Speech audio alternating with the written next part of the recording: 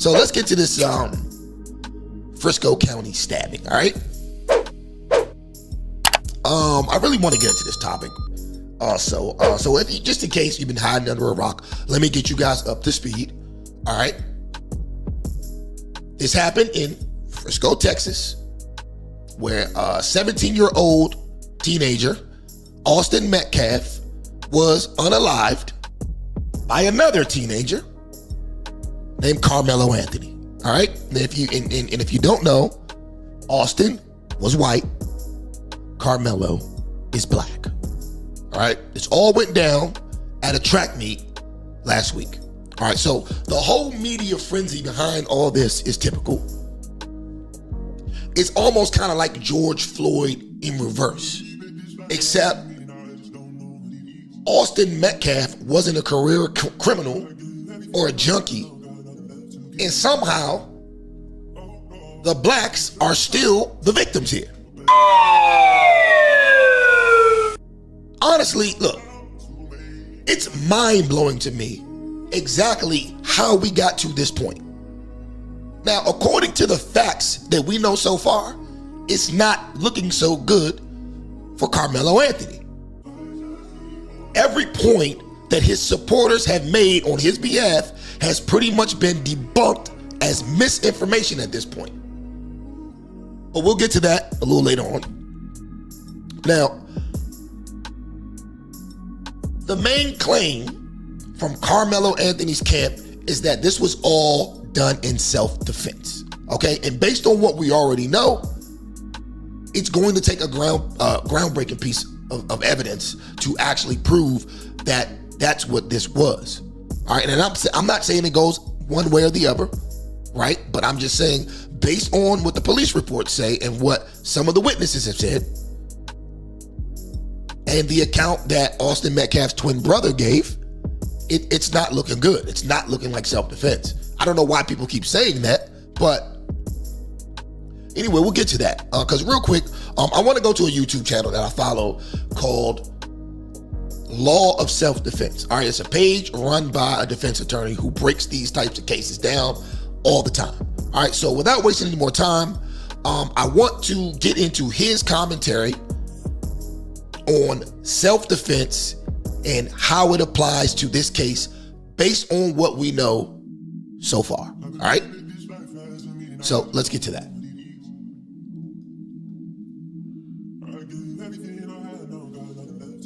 One second. I know it's a one-man show around here, so let's get it. All right, here we go. Even if we don't fully have the evidence we need to arrive at a legal answer to a reasonable degree of legal certainty. And the questions are knowable because the questions are framed by the actual law of self-defense in Texas, which we turn to now. So, like many states, Texas, in effect, divides use of force, the legal justification for the use of force against another person, into two buckets. First, what's required for you to be justified in using just non-deadly force in self-defense? Your hands, pepper spray, force that is unlikely to cause death or serious bodily injury. And that law, the non-deadly defensive force law, is Texas Penal Code Section 9.31, entitled simply self-defense. Then they have a separate statute with the additional requirements needed to justify the use of deadly defensive force, and that is found in the next sequential Texas Penal Code, and that is Texas Penal Code 9.32, deadly force in defense of persons. But you'll notice the first condition that you have to satisfy to be justified in the use of deadly force in defense of persons under Section 9.32 is you first have to satisfy the conditions for using any force in self-defense under 9.31, the non-deadly force statute. So we're going to start there. Let me go back to 9.31. Here we go. And I'll pull this up. Now, these are not the complete statutes. They're longer than this, but these are the relevant portions of the statutes for the case that we're considering here. Okay, so Texas Penal Code 9.31, when can you use merely non-deadly force in self-defense? So a person is justified in using force against another when and to the degree they reasonably believe the force is immediately necessary to protect against the other's use of unlawful force. Now, if you've heard me talk about this stuff before, you'll recognize in this what I refer to as the 5 elements of self-defense: innocence, imminence, proportionality, avoidance, and... Ladies and gentlemen, what I need y'all to do though, put your attention span caps on, because he's breaking this down to legal terms, the actual law of the state of Texas. This is not anyone's opinion. This is the actual law. So use your attention span and follow what he's saying, because he's stating to you what the law is.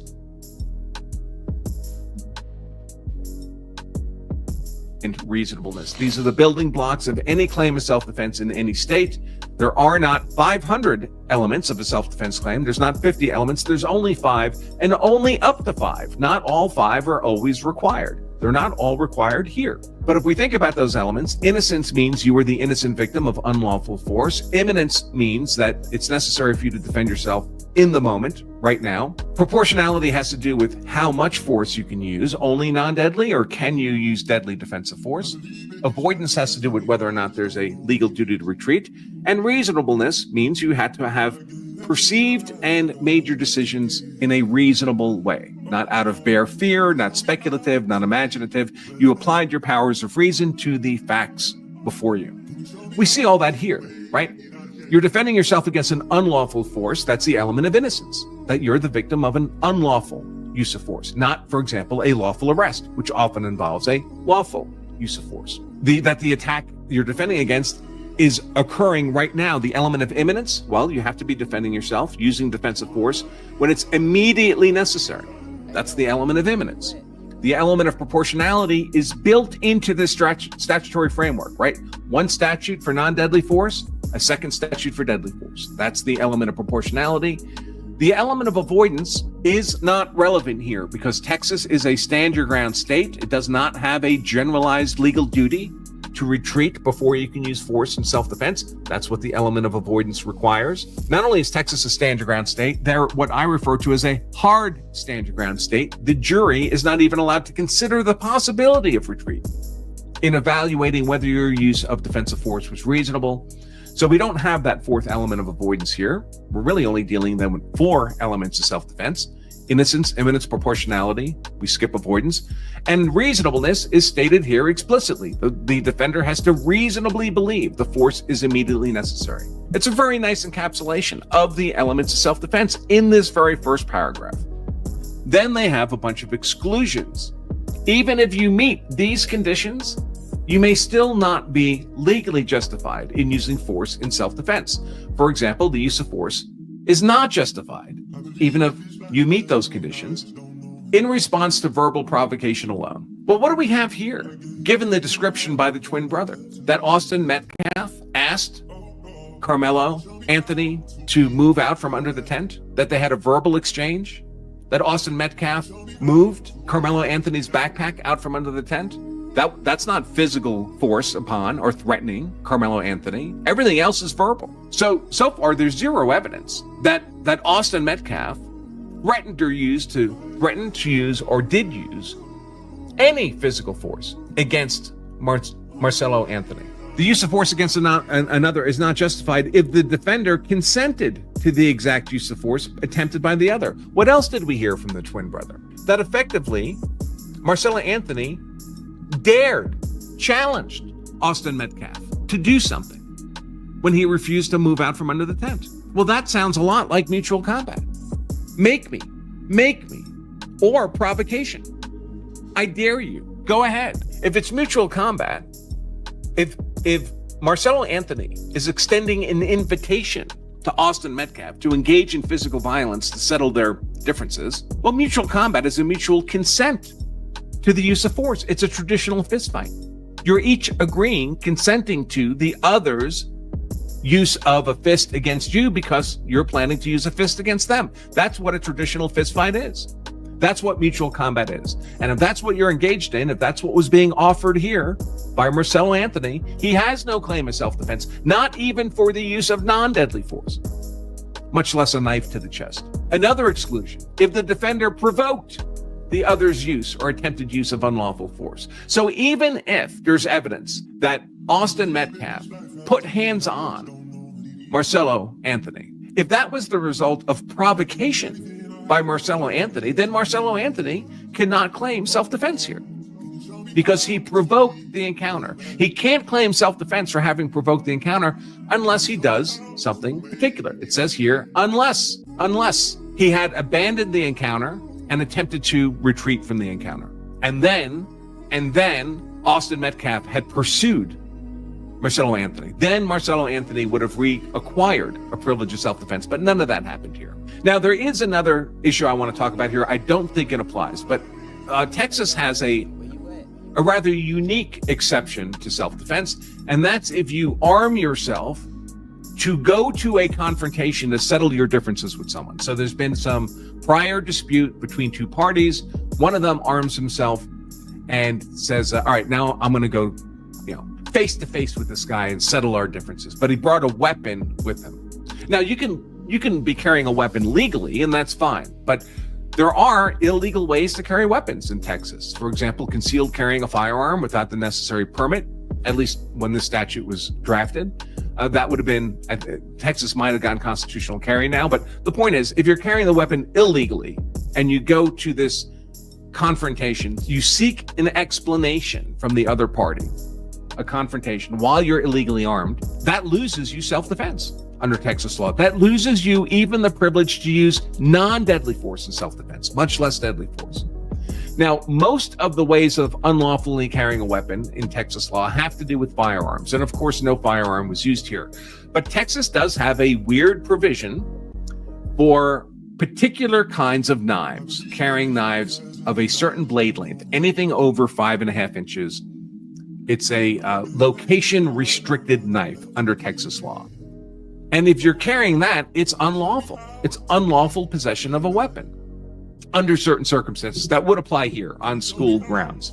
So if it turns out that this knife that was used by Karmelo Anthony to stab Austin Metcalf had a blade in excess of 5.5 inches, that could be an issue because that would that would trigger this provision. Now, the knife itself is not enough. You'd also have to argue that there would have to be evidence that Karmelo Anthony sought out an explanation from Austin Metcalf. Now that may develop, because I have seen reporting, which I expect is fake, but it could be true, that there had been prior confrontation between these two people. The people who are communicating those claims are trying to do it to make Austin Metcalf look bad. We'll get into that. Those are false claims. But anyway, you guys get the point here. You get the point. So there we have it. Okay. So everyone saying that this is a clear case of self-defense, you might want to pump your brakes. Okay. You might want to pump your brakes. Escalating things to deadly force and then claiming self-defense just simply doesn't work in the state of Texas. And you see the evidence of such because we just saw this man reading the laws and explaining them to you in real time. All right. You have to have the proper ground. Now, it's not only a lack of evidence of self-defense that could be hurting Anthony's defense. It's also all the false narratives that have been spread throughout social media. And real quick, I want to go through a few of them, right? And let me say this. I'm not doing this because I have an issue with Karmelo Anthony, or I'm not doing this because I have a chip on my shoulder and want to prove black people wrong, right? I'm black. I'm doing this because I want the other members of my community to correct their behavior. There is not enough evidence currently to go as hard as you guys are going on the internet right now against another young man who lost his life. You guys are going crazy hard on the internet right now over false evidence. You're calling the young man who lost his life a racist. And there's no evidence of that. You're calling him a bully. There's no evidence of that. You're saying all type of stuff with no evidence. The only evidence we have is what we already know from what Austin's brother said in the police reports. That's all we have. So I'm just saying, I'm not saying that you have to profess that Karmelo's guilty, but you should pump your brakes. You should pump your brakes. But anyway, I'm gonna get into a few examples of what I'm talking about. All right. All right. So first, oh shit. Okay. Let me do this. Let me send these over. I forgot to send these files over. I want to show you guys some of the fake files that have been sent. Right. Like for instance, we've got this Instagram post that was floating around that they said that the deceased young man did. All right, so let's get to that. Give me a second. Let me show y'all this Instagram post.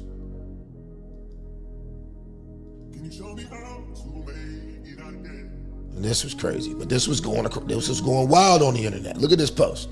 All right.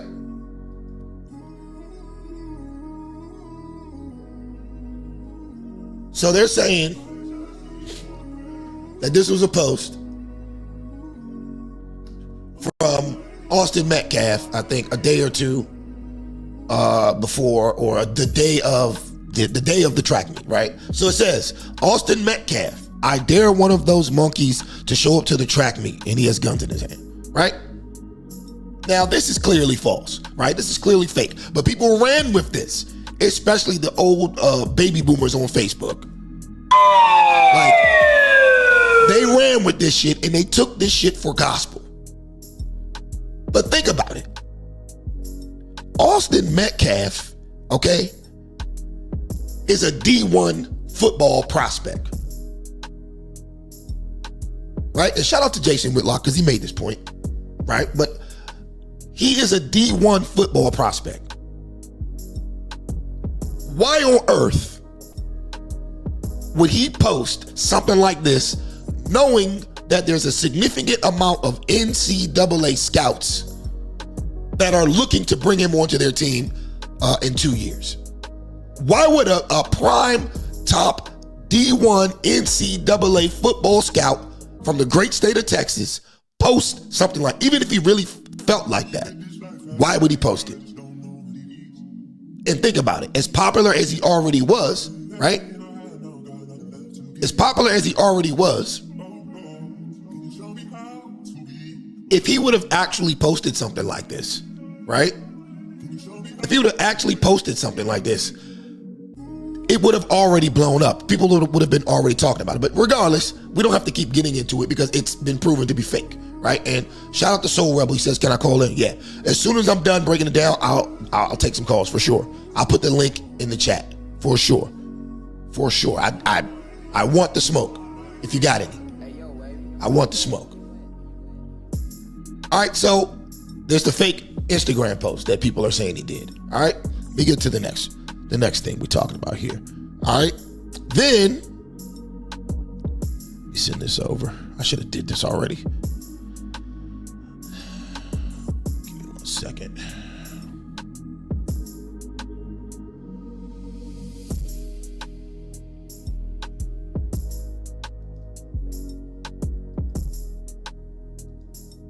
So then there is this. Let me show y'all this. This was floating around. And the moron boomers on Facebook fell for this. Right? This was an alleged autopsy report sent out by Collin County, Texas. Right? This was an alleged autopsy. Right? It says place of death, David Kendall Stadium, Frisco, Texas. Time of death, 4:14 p.m. Drug overdosed. Blood loss via stab wounds, secondary. So this autopsy, which miraculously came out 3 days after he was killed, claims that he died of a drug overdose. This is false also. All right? That's also false. All right? What do we have next? Up next, we've got, let me show you a couple of social media posts, right? I want to get into these posts because these were also ridiculous as well. All right? Let's get to these posts.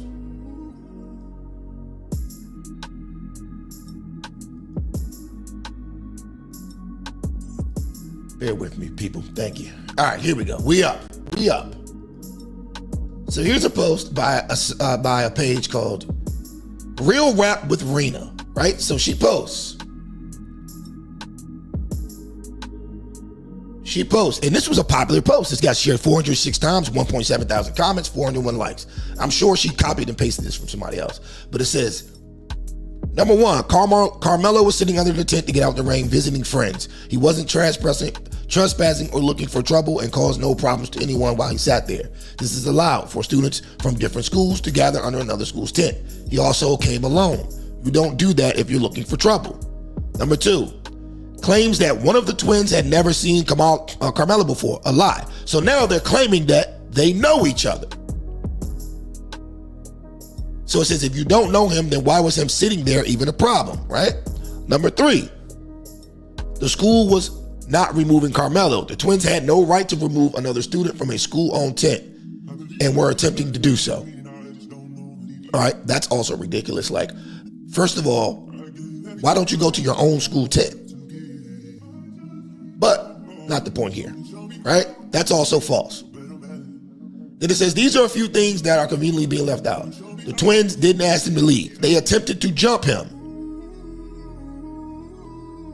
They tried to take his belongings, broke his phone, and stomped on it, then attacked him. The twins are known bullies.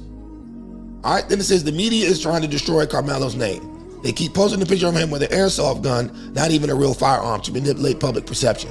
Why? Because they want to paint him as a criminal instead of a victim. Well, the problem is, with that particular picture, and I'm not saying that that picture makes him a criminal, but I'm saying the picture that they're talking about in question, right? He's standing there with an airsoft gun, but in the other hand, he's throwing up gang signs, and he's with his friends, and they're throwing up gang signs. Now, none of these little guys look like gangsters, but they're pretending to be on social media posts. They're pretending to be on social media, and that's what the problem is. But as you can see, this post is filled with nonsense, all right? Now, here's the kicker right here. This one right here is the one that really, really kind of bothered me. Let's see if I can find it. This is the one that bothered me right here. This right here.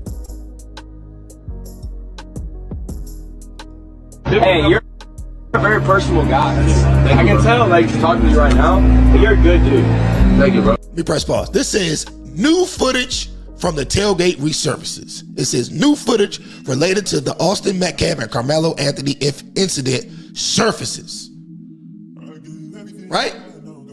So they're saying that this is a video of Austin Metcalf and Karmelo Anthony, when it is not. Okay?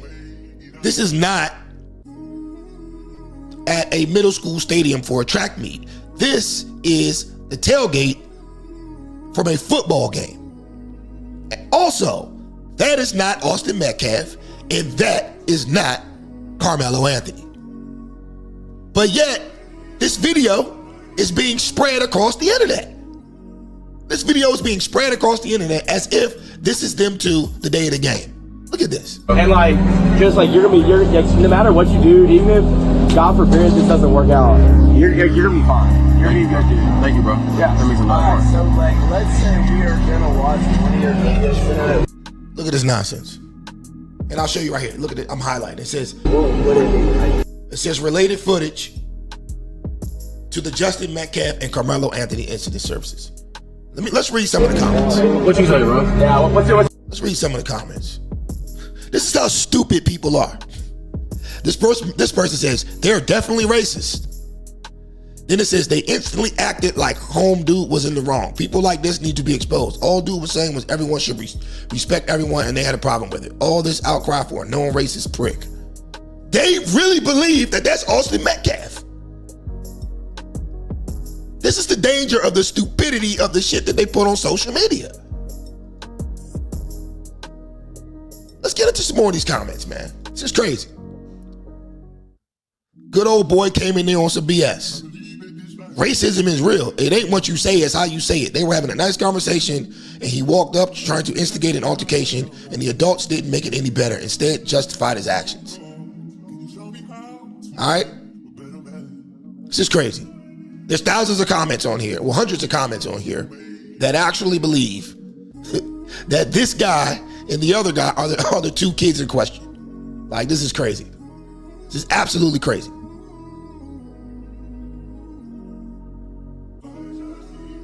But that's what we're dealing with here. That's what we're dealing with here. Hey, yo, baby, where you at? So, I mean, look. There we have it. I mean, and those are just a few things that I could find before the show. I saw a whole bunch of shit on social media. I just didn't save it all. But those are just some of the things that I saved. All right? But all of those things have been debunked as lies.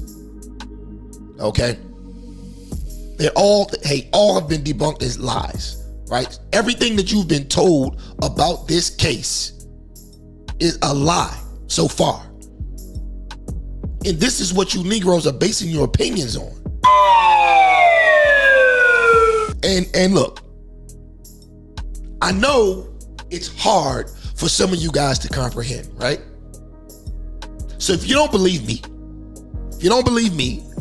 I'll let the lawyer from the NGO, the non-government organization that's representing Karmelo Anthony tell you himself, okay? He did a whole 30-minute press conference after meeting with the Frisco police.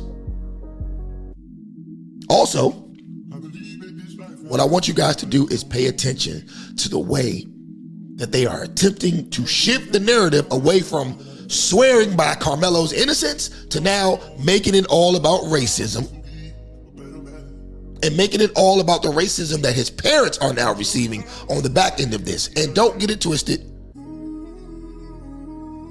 I don't agree with people badgering his parents, right? I'm sure they're getting all type of crazy ass messages.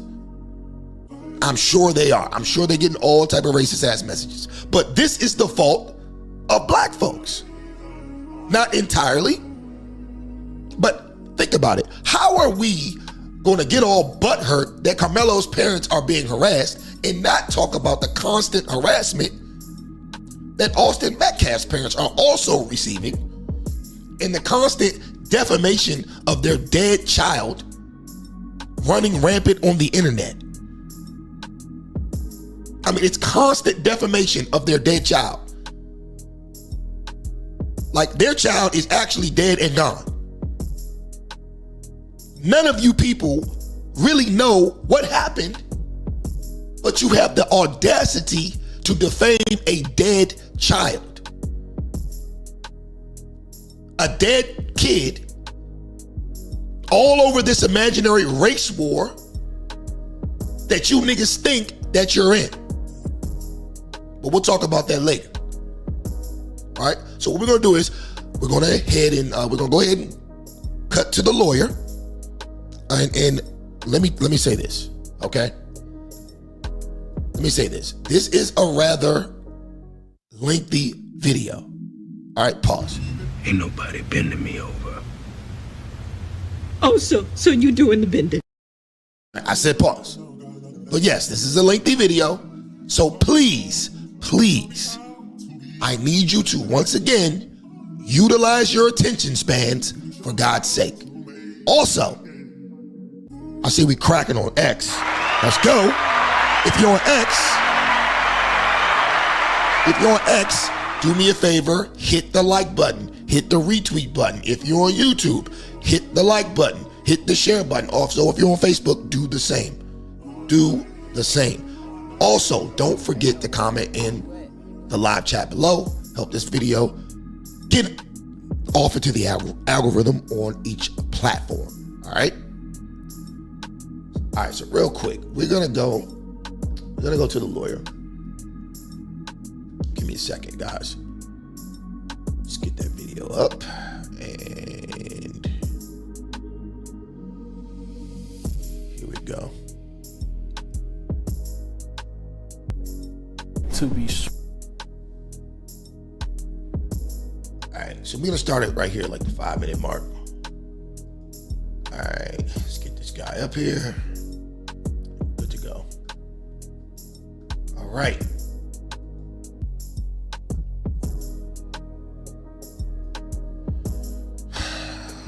All right, let's get it. Let's get it. All right, so this is the lawyer for the National Generation Action Network, right? Now, this is not the actual lawyer for Karmelo Anthony's defense. However, he is the lawyer that represents the NGO or the non-government organization that is ultimately representing Karmelo Anthony, all right? And this is the press conference that he had after a meeting with police. All right, let's get it. That people were putting online that when Section 8 was accepted into the Frisco neighborhood, that became the lead of the downfall of Frisco. We have saw so many different hateful images, just hateful things.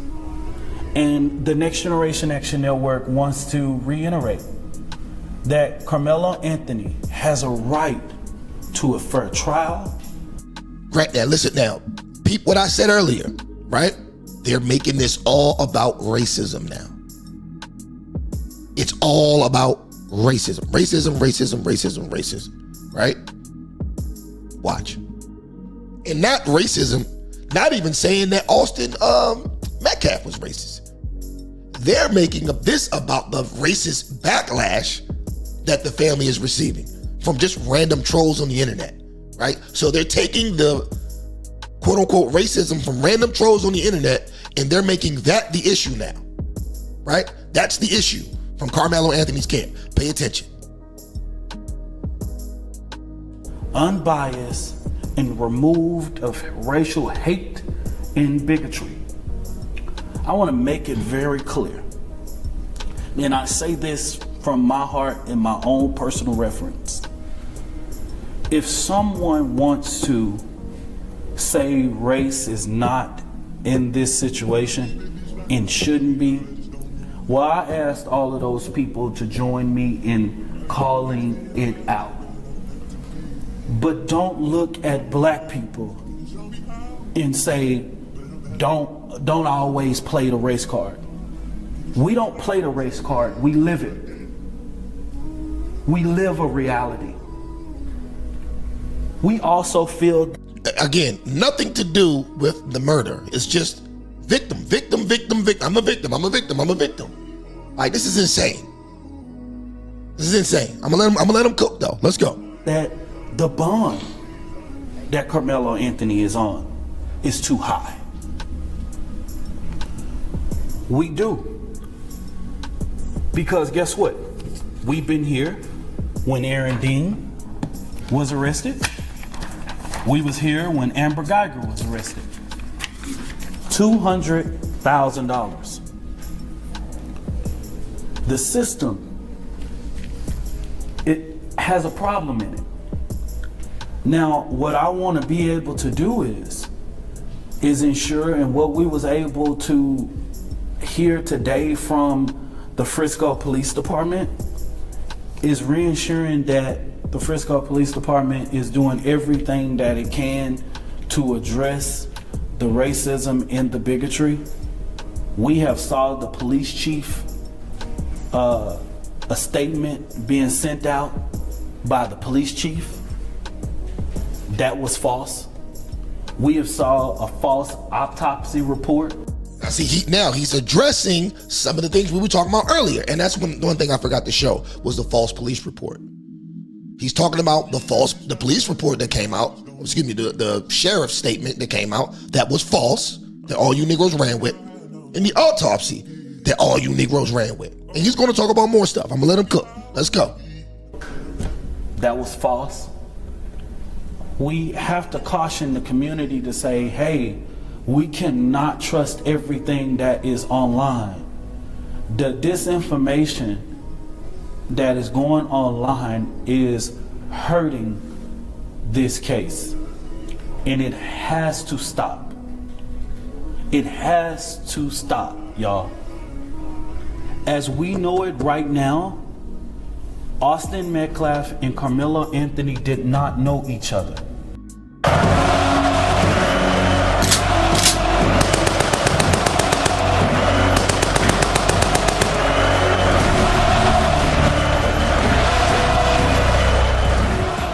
And it's straight out of the horse's mouth.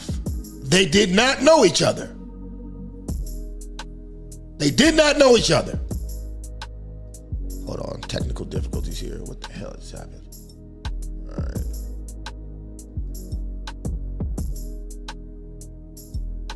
All right, hold on. All right, we back.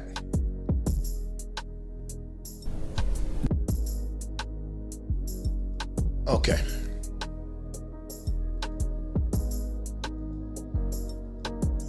So yeah, as he just said, they did not know each other. Let me backtrack a little bit. All right. Have saw the police chief, a statement being sent out by the police chief that was false. We have saw a false autopsy report that was false. We have to caution the community to say, hey, we cannot trust everything that is online. The disinformation that is going online is hurting this case, and it has to stop. It has to stop. You're hearing it right here, straight from the horse's mouth. The shit that you Negroes are posting online about this case is false. False. Hey, yo, baby, where you at? Y'all, as we know it right now, Austin Metcalf and Karmelo Anthony did not know each other. They did not know each other. Let's stop it. They were not at a party together. Let's stop the lies regarding this situation. We also know that both Austin Metcalf, the twin brothers, were on the roster that day to be at that track meet. We also Another myth debunked. It was a myth going around that Austin and his twin brother weren't even on the track team, that they were just there. It was also a myth, fair enough, stating that Karmelo wasn't on the track team. That's all a lie. All three of these guys were on the track team. also know that Karmelo Anthony was on the roster that day to be at that track meet. We know they both arrived, all of them arrived to this facility via the transportation of Frisco ISD. The lies has to stop, y'all. As far as the legal strategy, I'm not talking about that today because that's not my place. I'm not the lawyer. All right, let's skip ahead a little bit. I want to skip up to here. Let's go. Like we've always done. And so I really appreciate the police chief coming to meet with us today to answer all of those questions that we have had. And so at this time, I'll just open it up for questions. Dominique, what exactly did you ask police to do, and what exactly did they tell you they would do? And is it enough? Okay.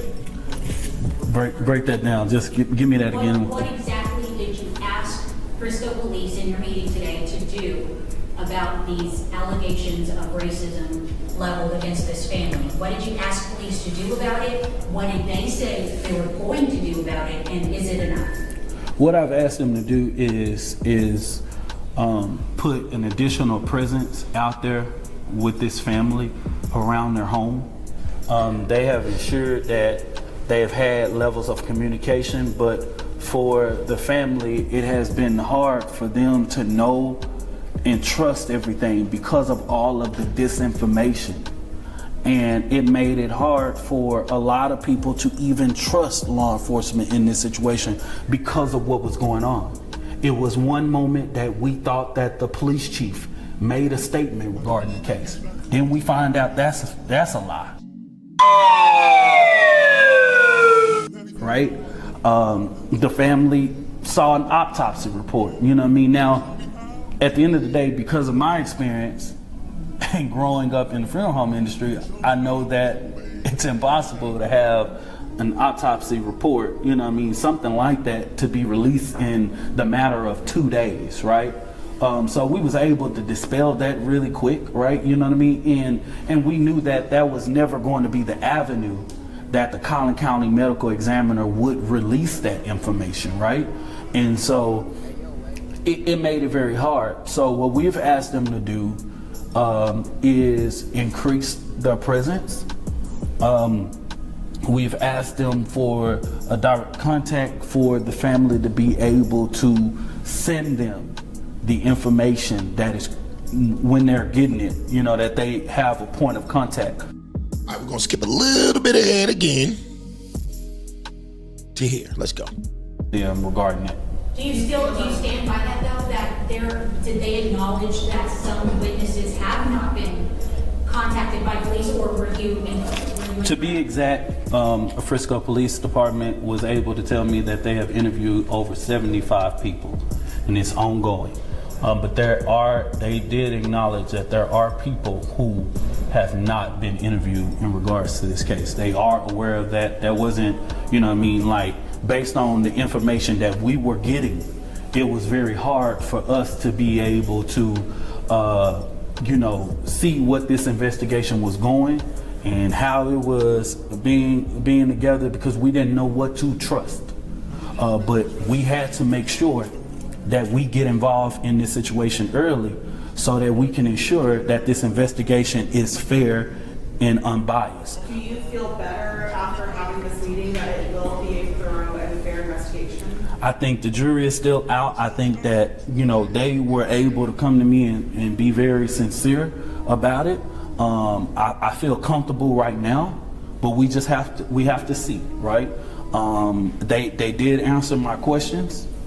And so that's, for now, I can only see what they do from here on out, in protecting this family, and making sure that this investigation is going right, and pushing forward. Are you going to have your contact with the family after this meeting? Yes, I will have a discussion with them, with their family attorney too as well. Now, coming up, this is gonna be the last segment I want to play. All right, this is one of the most important parts of this interview. All right, pay attention. I assume you're going to be releasing some of these images or proof, or I don't know if the family's house has been targeted. Yeah. Are you going to be releasing anything to the media to support what you guys are saying? Yeah, I can release you social media posts that have been pushed out of their home. Yes. Okay, with the 75 people they say they interviewed, did they say anything about video was? Yes, recorded? they have collected video. So it is video of the incident? Yes, they have collected video. Okay. There is video of the actual stabbing? There's video, there are several different video that they verified.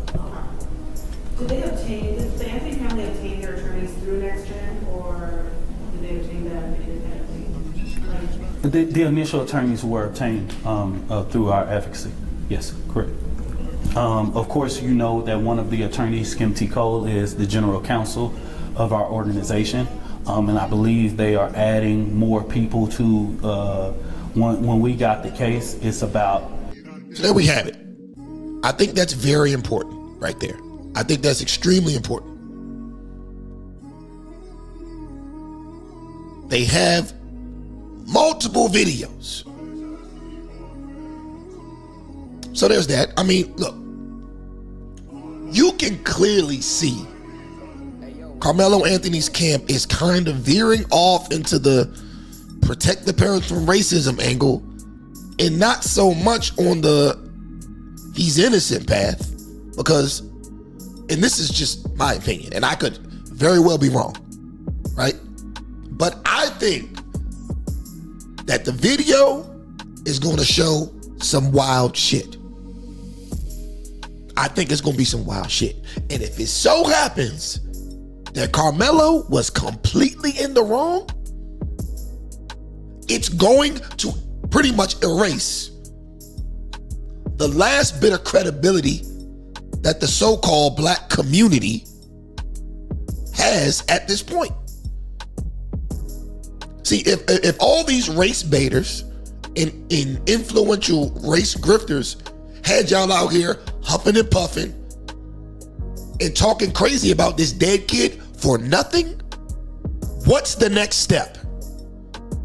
That's what we need to be thinking about. What's the next step? Because I swear, black folks love falling for a good setup. You love falling for a good setup. And let's just think about it, just for a second. This kid comes to a track meet with an illegal weapon. He sits down near a school with a bunch of kids he doesn't know. And keep in mind, his school is also competing. His school's also competing. So couldn't he have just gone to his own tent? Why would he go to that tent in which he knows nobody at and just sit there randomly? Why would he do that? Right? Bottom line, there's no point in stating a definitive stance until there's enough evidence to come to that conclusion. So far, everything you thought you knew about Karmelo Anthony and the Austin Metcalf situation was a complete lie. And the majority of these lies came from black race grifters who have yet to apologize for misleading the public. All these things have been debunked. You don't see none of these Negroes who posted none of that shit backtracking and apologizing for giving out false information. What do? They just look for more false information to give you and keep you riled up. They're keeping you riled up. Let me ask you this. Okay.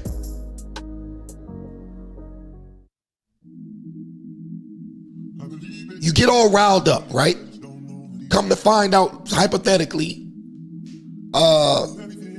Karmelo Anthony was self-defense, right? What does that do for you personally? What does it do for you? Do you get a point or some type of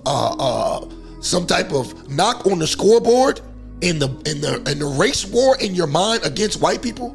Does that give you a notch up on the scoreboard in your imaginary race war? Let me tell you something. And I'm gonna be completely honest with y'all. If they wanted a war with us, we'd be already dead. We'd be already dead. There's 40 million of us, right? Half of whom are women, and 3/4 of whom aren't old enough to fight in a war.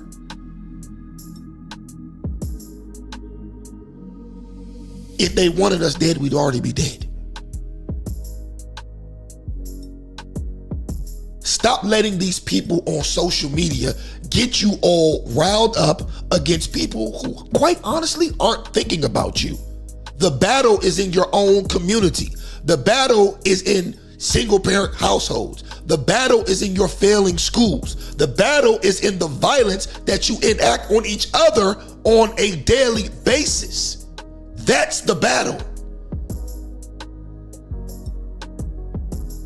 Not trying to get a one-up on white people because a black kid got away with murder, or you want a black kid to get away with murder. This is dysfunctional thinking. And I'm telling you, the sad part here is when you look online and you watch black people's reaction and talking all this shit online, everybody else is laughing at us because we look stupid. Everyone else is laughing because in most reasonable people's minds, they can already see where this is headed. And if the video comes out and shows that Karmelo Anthony brutally murdered this kid, there's no more credibility. It's gone. It's done. Because you niggas took the bait. You niggas took the bait.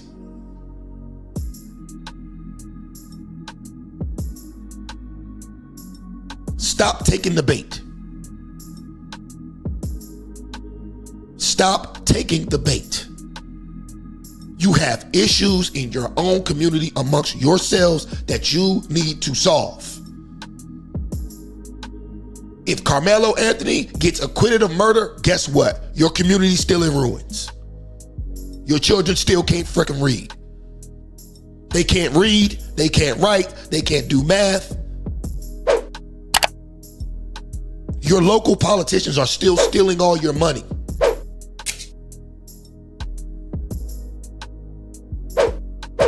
All these things are still going on. While you think you got the one up because of this nonsense. Honestly, it makes me sick to my stomach. Makes me sick to my stomach.